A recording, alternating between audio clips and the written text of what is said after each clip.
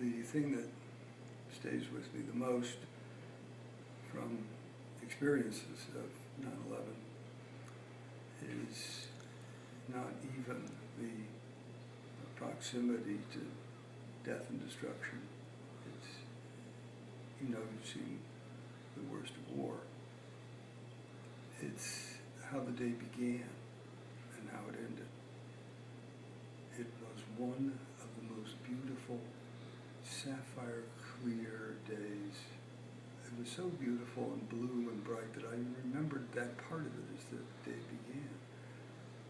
And whenever I think about it, the thing I most think about is the almost sacred preciousness of a day.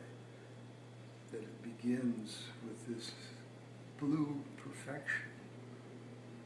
And in this case, literally out of nowhere comes death. An unimaginable destruction and misery and tragedy.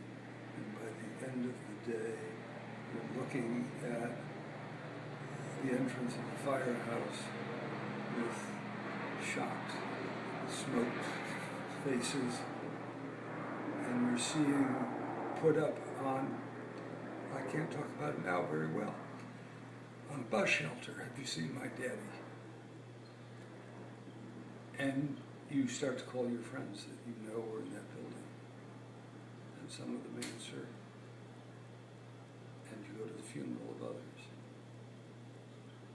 The week before it happened, I used to be a member, by the way, of the lunch club at the World Trade Center. At noon, it was a private lunch club.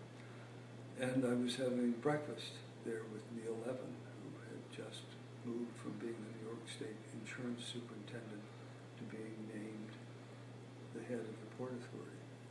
And we were smiling with each other, and I was congratulating him on having moved from the world of insurance to being head of all that you could see. And it was an amazing view in the morning to sit right by a window and see the greatness of Manhattan and the inevitableness of the harbor.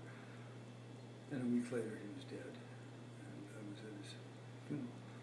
So what sticks with me is just the unholdable fragility of life every